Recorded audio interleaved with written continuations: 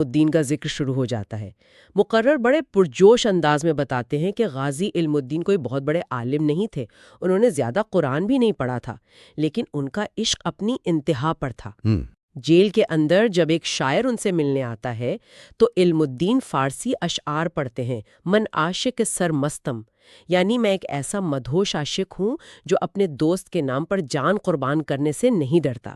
یہ اشعار اور یہ پورا واقعہ اس بات کی طرف اشارہ کرتا ہے کہ علم سے زیادہ جذبہ اہم ہے۔ اور یہاں سب سے زیادہ قابل غور پہلو وقت کا وہ فاصلہ ہے جسے مقرر پاٹ رہا ہے۔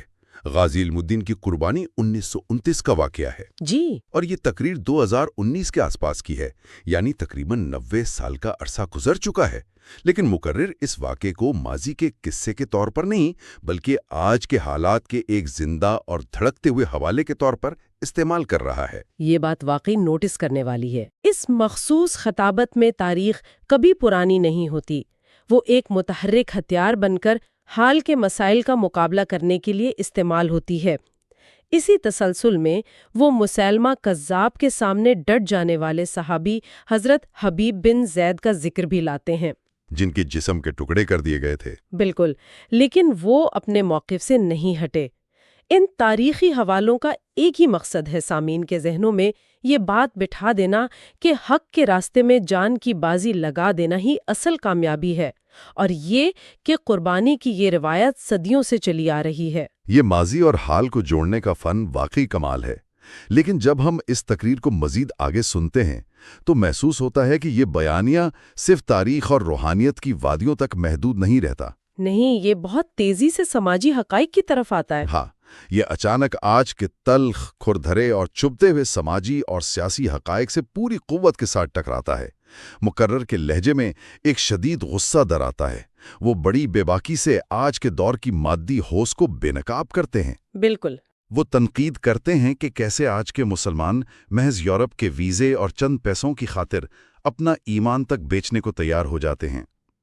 یہ بہت ہی تلخ ذکر کیا گیا ہے کہ لوگ مغربی ممالک میں پناہ اور شہریت حاصل کرنے کے لیے باقاعدہ جھوٹے دعوے کرتے ہیں کہ وہ قادیانی ہیں یا مرزائی ہیں، تاکہ انہیں مذہبی ظلم و ستم کا بہانہ بنا کر ویزا مل سکے۔ جی ہاں، یہ معاشرے کے چہرے پر ایک بہت زوردار تماچا ہے۔ دیکھیں، یہ تنقید اس شدید مایوسی سی عکاسی کرتی ہے جو دور حاضر کے منافقانہ رویوں پر پیدا ہوتی ہے۔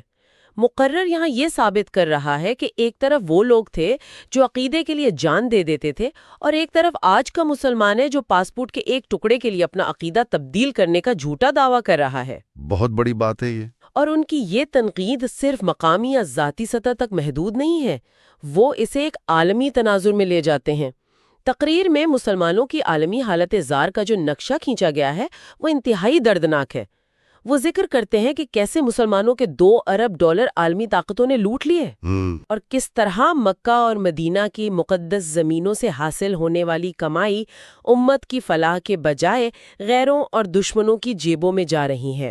اور اسی عالمی دکھ کا ذکر کرتے ہوئے وہ شام اور برما کا حوالہ دیتے ہیں، جو سن کر کسی بھی انسان کا دل دہل جائے۔ وہ ان بچوں کی بھوک اور چیخوں کا ذکر کرتے ہیں جو ملبے تلے دبے دیواروں پر اپنے خون سے لکھتے ہیں کہ ہم دوبارہ اس دنیا میں نہیں آئیں گے۔ یہ واقعی بہت تکلیف دہ منظر کشی ہے۔ یہ وہ الفاظ ہیں جو کسی بھی شخص کو اندر سے توڑ سکتے ہیں۔ ان حالات کو بیان کر کے دراصل وہ اپنے سننے والوں کے دلوں میں ایک غصہ اور بے بسی کا احساس جگا رہے ہیں کہ دیکھو عالمی سطح پر ہمارے ساتھ کیا ہو رہا ہے۔ آپ نے لفظ غصہ استعمال کیا، اور بالکل یہی وہ جذبہ ہے جسے آگے چل کر سیاسی مقاصد اور عالمی بیانیے کو رد کرنے کے لیے استعمال کیا گیا ہے۔ صحیح۔ جب انسان کو یہ احساس دلایا جاتا ہے کہ وہ عالمی سطح پر کس قدر بے بس اور مظلوم ہے، تو وہ قدرتی طور پر اس بے بسی کا کوئی فوری اور طاقتور حل چاہتا ہے، اور یہیں سے کشمیر کا مسئلہ پوری شدت کے ساتھ گفتگو میں ابھرتا ہے۔ ہاں، کشمیر کا ذکر بہت واضح ہے۔ مقرر اقوام متحدہ اور وہاں کی جانے والی طویل تقریروں کا باقاعدہ مذاق اڑاتے ہیں اور انہیں مکمل طور پر مسترد کر دیتے ہیں۔ ان کا واضح موقف یہ ہے کہ کشمیر کا مسئلہ کسی سفارتی قرارداد، امن کی اپیلوں یا کاغذی کارروائیوں سے حل نہیں ہوگا۔ تو کیا اس کا مطلب یہ ہے کہ وہ سفارتکاری کو مکمل طور پر وقت کا ضیاع سمجھتے ہیں؟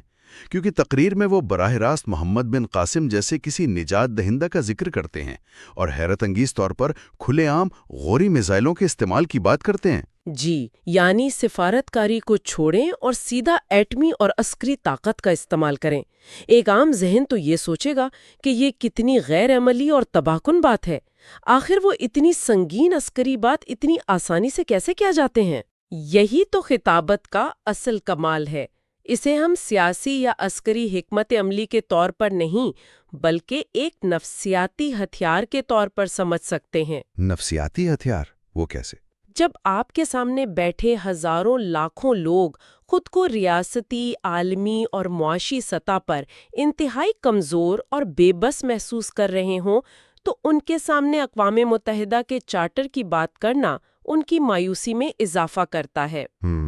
لیکن جب مقرر اسی مجمع کے سامنے غوری میزائل کا ذکر کرتا ہے تو وہ انہیں چند لمحوں کے لیے ہی صحیح ایک بے پناہ طاقت اور اختیار کا احساس دلاتا ہے۔ اچھا، یہ ایک طرح کی فینٹیسی آف امپاورمنٹ ہے۔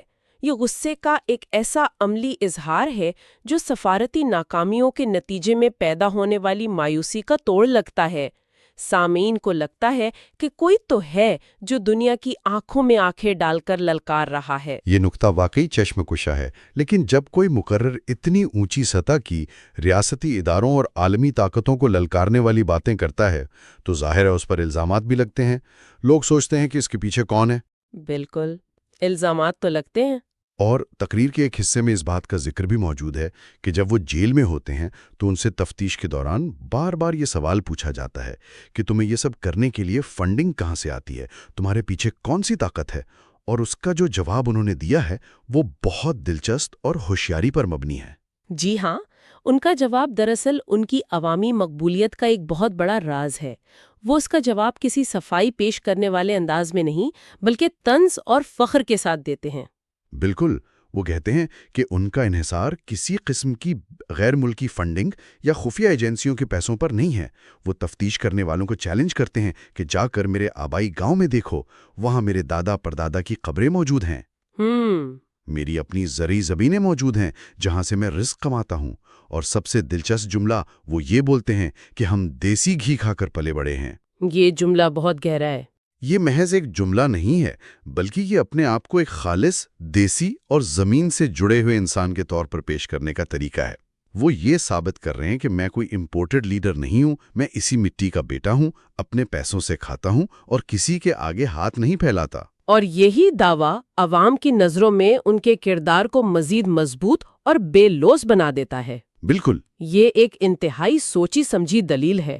اپنے آپ کو مالی طور پر خود مختار ثابت کر کے وہ خود پر لگنے والے بیرونی سازشوں کے تمام الزامات کو ایک ہی جھٹکے میں اڑا دیتے ہیں۔ صحیح۔ اور جب ان کا اخلاقی قد سامعین کی نظروں میں اتنا اونچا ہو جاتا ہے تو گفتگو ایک بار پھر عقائد اور احادیث کی طرف پلٹتی ہے، لیکن اس بار ایک نئے اور سخت رخ کے ساتھ۔ وہ امانت داری والا حصہ؟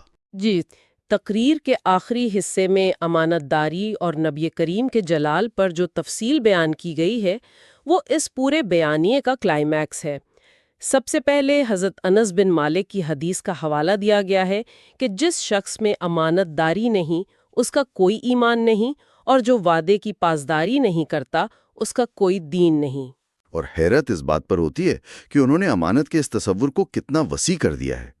عام طور پر جب ہم امانت کی بات کرتے ہیں تو ذہن میں پیسوں یا کسی چیز کے لین دین کا خیال آتا ہے۔ ہاں، عام طور پر یہی سمجھا جاتا ہے۔ لیکن یہاں مقرر بتاتا ہے کہ یہ صرف پیسوں تک محدود نہیں ہے۔ اگر حکمران کے پاس ملک کی باغ ڈور ہے تو وہ ملک اس کے پاس اللہ کی امانت ہے۔ اگر کوئی عالم یا قاری ہے تو دین اس کے پاس امانت ہے۔ اور اس سے بھی بڑھ کر اگر کوئی ماں باپ ہیں تو ان کی اولاد بھی ان کے پاس اللہ کی امانت ہے، جسے صحیح راستہ دکھانا ان کا فرض ہے۔ اس کا مطلب یہ ہوا کہ معاشرے کے ہر فرد کو اس کے مقام پر کھڑا کر کے اسے جوابدہ بنا دیا گیا ہے۔ بالکل، ہر شخص کو اس کی ذمہ داری کا احساس دلانے کے بعد اس بیانیے کو اس کے حتمی اور سب سے طاقتور مقام تک پہنچایا جاتا ہے۔ وہ جلال والی حدیث؟ جی، حضرت جابر بن عبداللہ کی روایت پیش کی گئی ہے جس میں نبی کریم کے خطبہ دینے کا انداز بیان کیا گیا ہے۔ اس کی منظر کشی پر غور کریں۔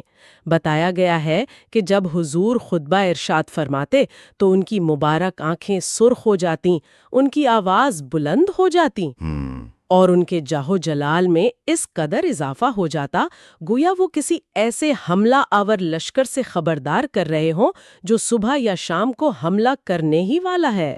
اور اسی جلال کا ذکر کرتے ہوئے ایک خوبصورت معجزے کا تذکرہ بھی ہے کہ 1,24,000 صحابہ کا مجمع ہے۔ آج کے دور میں اتنے بڑے مجمع کے لیے درجنوں سپیکر اور ساؤنڈ سسٹم لگانے پڑتے ہیں۔ بالکل، لیکن اس وقت بغیر کسی مائکروفون کے بالکل آخری صف میں بیٹھے ہوئے صحابی کو بھی حضور کی آواز اتنی ہی صاف، گرجدار اور واضح سنائی دیتی تھی جتنی کہ بالکل قریب بیٹھے ہوئے حضرت ابو بکر صدیق کو۔ سبحان اللہ۔ یہ معجزہ بیان کر کے دراصل اس آواز کی گونج اور اس جلال کی اہمیت کو سامعین کے دلوں میں اتارا گیا ہے۔ لیکن یہاں ایک سوال پیدا ہوتا ہے، ہم نے تو ہمیشہ یہی سنا ہے نا، اور ہمیں بچپن سے یہی سکھایا جاتا ہے کہ اسلام امن کا مذہب ہے، مسکراہٹ اور نرمی سکھاتا ہے۔ جی، پھر مقرر خاص طور پر ان آنکھوں کی سرخی، اس اونچی آواز اور اس حملہ آور لشکر جیسی منظر کشی کو اتنی اہمیت کیوں دے رہا ہے؟ اس کا اصل مقصد کیا ہے؟ میں بتاتی ہوں۔ یہ اس پوری تقریر کا سب سے گہرا اور بنیادی نقطہ ہے۔ ہم نے جو کچھ بچپن سے پڑھا ہے وہ اسلام کا جمال ہے، یعنی اس کی خوبصورتی، نرمی اور درگزر۔ آج کا جدید معاشرہ لبرل اور سیکولر بیانیہ اسی جمال پر زور دیتے ہیں کہ مذہب صرف ایک ذاتی پرامن معاملہ ہے۔ صحیح۔ مقرر دراصل اس جدید بیانیے کو پوری طاقت سے رد کر رہا ہے۔ وہ اس حدیث کا حوالہ دے کر ثابت کرنا چاہتا ہے کہ دین صرف نرمی کا نام نہیں ہے۔